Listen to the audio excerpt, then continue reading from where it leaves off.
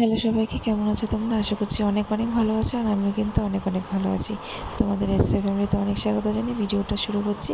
হ্যাঁ, ভিডিও অনেক দিন পর আমি দিচ্ছি। তো এটা হচ্ছে কি ষষ্ঠীর দিনের ভিডিও। আমার ছাড়তে অনেকটা লেট হয়ে গেল। যাই হোক, তোমরা একটু মানিয়ে নিও। তো চলো, ভগবানের জন্য জামা প্যান্ট কিনেছিলাম, সেটাই তোমাদেরকে দেখাচ্ছি। দেখো, নতুন ড্রেস। এটা হচ্ছে আমার গোবিন্দের জন্য ধুতি কিনেছি, আর লক্ষ্মী আর হচ্ছে রাধারানীর জন্য ঘাগরা কিনেছি। তো তোমরা দেখে বলবে যে কেমন হয়েছে। আর এই যে দুটো মালা কিনেছি, পুঁথির মালা।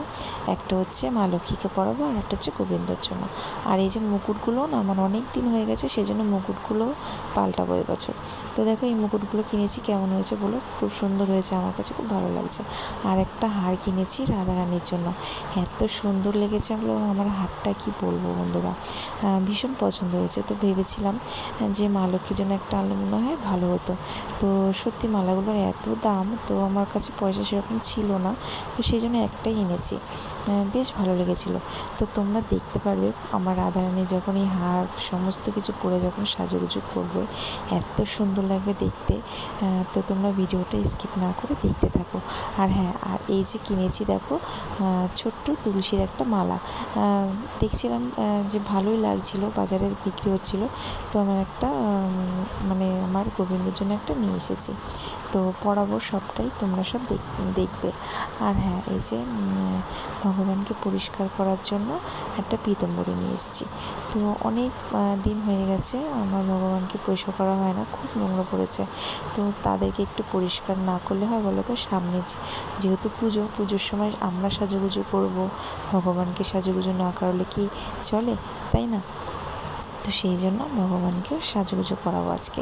আমি এটা প্রত্যেক বছর ষষ্ঠীর দিনই করে থাকি। ষষ্ঠীর দিন একদম পরিষ্কার করে নতুন জামা কাপড় পরিয়ে দিই।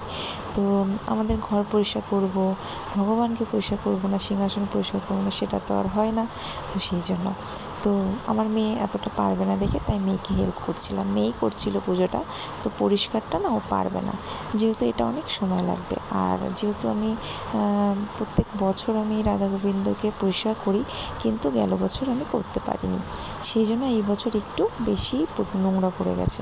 তো সেই জন্য সেটা তো আর মেয়ে পারবে না, সেই জন্য আমি বসে পড়েছি। দেখো, এই যে পরিষ্কার করছি, বেশ চকচক করছিল জানো তো। যখন আমি সাজিয়ে গুজিয়ে যখন বসিয়েছি সিংহাসনে, সত্যি কথা বলতে আমি চোখই ফেরাতে পারছিলাম না, এতটা ভালো লাগছিল আমার। মনে হচ্ছিলো যেন ভগবানের দিকেই তাকিয়ে থাকি, আর খালি বলছি কত সুন্দর লাগছে আমার রাধা গোবিন্দকে। সত্যি তোমরা দেখতে পারবে। তো চলো, এই যে পরিষ্কার কিন্তু করছি, তারপরে মা লক্ষ্মীকেও পরিষ্কার করতে হবে, পরিষ্কার করে দেবো। আর আমার মেয়ে স্নান করে সুন্দর করে সাজিয়ে গুছিয়ে বসাবে। তো তারপরে মেয়ে পুজোটা দেয়, কারণ আমি না পারছিলাম না, আমার ছেলের এদিকে, ছেলেটা তো একটু দুষ্টু তোমরা জানো, তো সেই জন্য। তো চলো, তো তোমরা ভিডিওটা পুরো দেখতে থাকো। ওদিকে তো দেখো, এই যে আমার মেয়ে কিন্তু পুজো দিচ্ছে, প্রায় হয়ে গেছে। তোমরা এবার দেখতে থাকো, আমি তোমাদেরকে দেখাবো। মেয়ের পুজো হয়ে গেল, সুন্দর করে ফুল টুল দিয়ে সাজিয়ে গুজিয়ে দিয়েছে। আর এই যে আমার পুচকুটা দেখছো কীরকম দুষ্টুমি করে বেড়াচ্ছে। তো চলো, এই যে আমার রাধা গোবিন্দকে তোমাদেরকে একটু দেখাই। এত সুন্দর করে সাজিয়ে গুছিয়ে বসিয়েছি, তোমাদেরকে না দেখালে হয়? তোমরা খালি দেখো যে কতটা সুন্দর লাগছে, নতুন জামা কাপড় পরে এত সুন্দর সেজেছে যে মুখটা আমি আর ফেরাতেই পারছি না, ভগবানের দিকেই তাকিয়ে থাকতে ইচ্ছে করছে। কত সুন্দর লাগছে না, দেখো। আর এই হারটা পরে রাধারানীকে কত সুন্দর লাগছে, খুব সুন্দর মানিয়েছে, তাই না বলো? তো চলো, তোমাদের কেমন লাগলো অবশ্যই কিন্তু জানিও কমেন্টে। আমার রাধা গোবিন্দকে সেজে গুজে কেমন লাগছে, ঠিক আছে? তো চলো দেখতে থাকো। আর আজকের ভিডিওটা এইটুকুই, আর বেশি বাড়াচ্ছি না। তো দেখা হচ্ছে নতুন একটা ভিডিওতে, ততক্ষণের জন্য তোমরা খুব ভালো থেকো, সুস্থ থেকো। দেখা হচ্ছে নতুন একটা ভিডিওতে, ততক্ষণের জন্য টাটা।